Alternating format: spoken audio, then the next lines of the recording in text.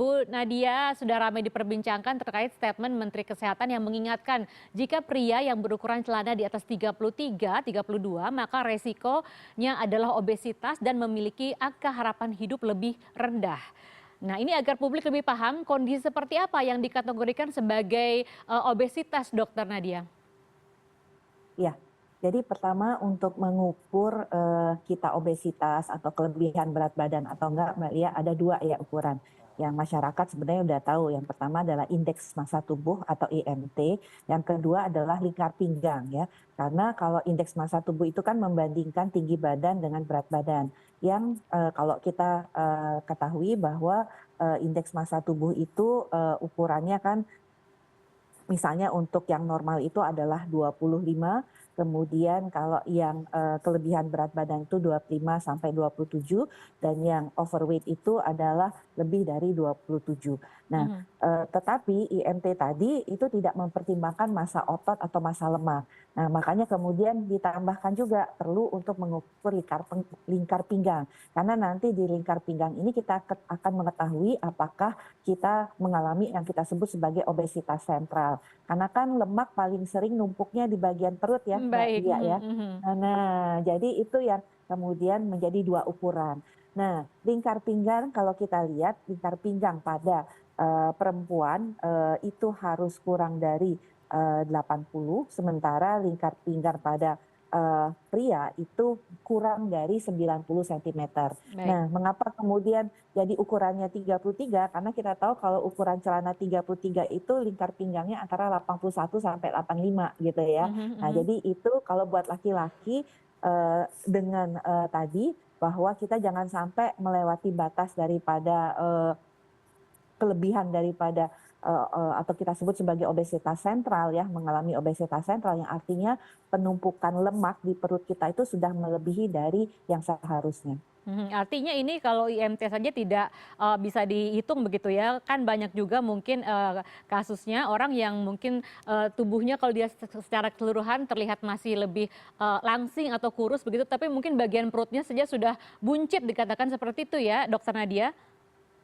Betul betul, karena kita ketahui lemak tadi, manjoknya tuh numpuk di bagian perut seperti itu. Mhm. Eee, Bagaimana dengan obesitas di Indonesia dari data Kemenkes, seberapa tinggi angka obesitas di Indonesia dan kelompok usia mana yang paling tinggi dan juga beresiko terhadap, obesitas ini, Dok? Nah, jadi kalau kita lihat obesitas ya dari data Riskesdas maupun SKI di tahun 2023, ini trennya terus meningkat nih Mbak, kalau Mbak lihat. Jadi kalau kita lihat pertama itu di 2007 tuh hanya 10%, kemudian naik di 2013 14%, di Mhm. 2018 itu menjadi 22%. Nah, di 2023 dengan waktu yang cukup singkat itu sudah naik menjadi 23%. Artinya kalau kita lihat pada orang dewasa itu 68 juta orang dengan kondisi obesitas. Bahkan pada usia anak antara 5 sampai 12 tahun itu 20%-nya adalah dengan kondisi overweight atau obesitas. Nah, ditambah lagi kalau kita bicara obesitas sentral yang tadi lingkar perutnya lebih ya, baik itu lebih dari 80 cm ataupun lebih daripada eh, 90? 90 Mhm, senti ya. mhm. Nah, itu juga trennya terus terjadi peningkatan dan memang kalau kita lihat makin bertambah usia itu makin bertambah angka obesitas baik itu obesitas ataupun obesitas sentralnya.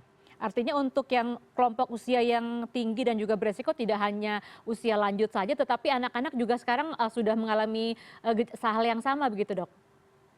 Ya, betul sekali. Jadi kalau kita lihat tadi 20% ya sudah mengalami obesitas gitu. Ya, baik.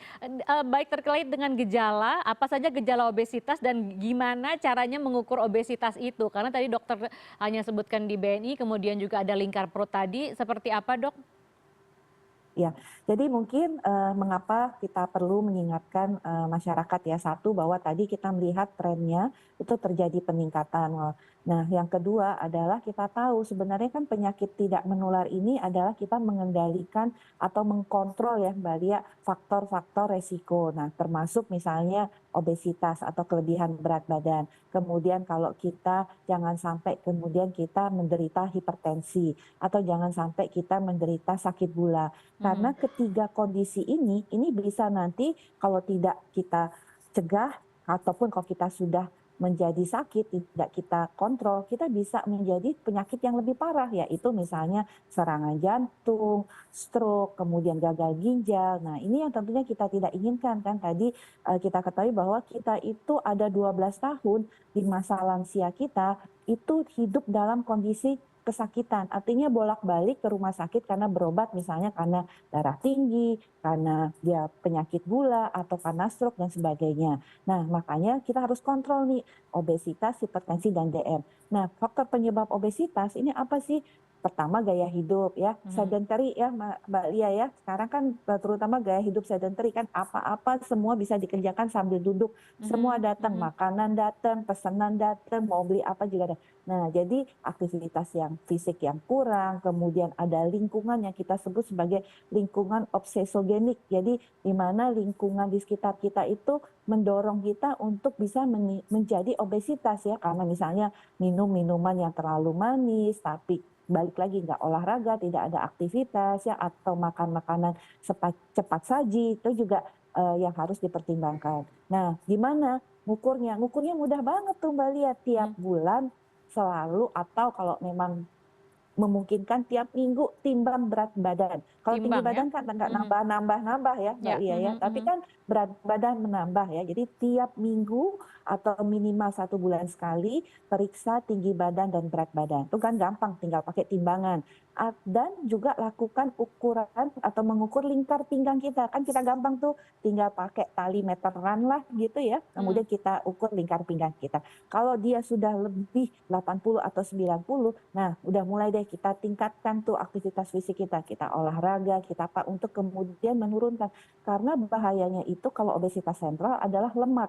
Lemak yang kalau pertama lemak itu kan disimpan di bawah kulit ya Mbak Lia, Mhm. misalnya di perut terutama kan kita bisa lihat ya kalau orang obesitas kan perutnya buncit, nanti habis perutnya buncit tangannya gitu ya mulai membesar. Mhm. Nah kalau kemudian tempat penyimpanan lemak tersebut udah nggak bisa menampung atau masih ada produksi lemak dari tubuh kita ya yang kemudian berlebihan, ini kemudian akan disimpan pada organ-organ lain, termasuk seperti organ hati. Makanya sering ada yang kita sebut sebagai kondisi perlemakan hati. Nah, perlemakan hati ini nanti bisa mengarah menjadi suatu penyakit kanker hati begitu. Jadi penting banget nih buat ngukur berapa berat badan dan berapa lingkar pinggang kita. Tapi kalau berat badannya bertambah tetapi perutnya tidak, lingkar pinggang tidak bertambah, apakah itu tidak lebih berbahaya atau, tetap berbahaya begitu, Dok?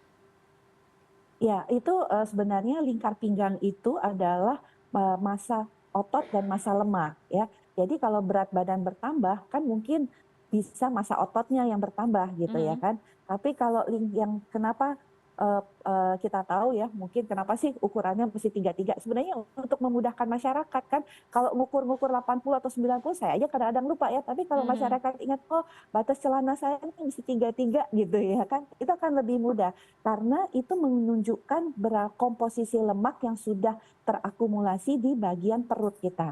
Nah, Mhm. yang kita hindari kan lemak ya. Kalau massa otot bertambah kan is oke karena itu Baik. kan lebih baik begitu. Jadi Mhm. kalau berat badan bertambah, lingkar pinggang itu masih normal, itu kita masih dalam batas normal. Tetapi tentunya kita harus mengupayakan supaya pertambahan berat badan itu tidak terus-terus terjadi karena pertambahan terus-menerus dari berat badan nanti berdampak akan sebagian besar lemaknya disimpan di bagian perut tadi. Artinya fokus di perut ya, jangan sampai semakin hari semakin bertambah ukuran lingkar perutnya tadi karena itu yang akan, berdampak kepada kesehatan, kemudian juga tadi harapan hidup seperti yang diungkapkan oleh Menteri Kesehatan. Baik, terima kasih, Dokter Nadia atas bincang-bincangnya pada siang hari ini bersama CNN Indonesia News Hour. Sehat selalu Ibu.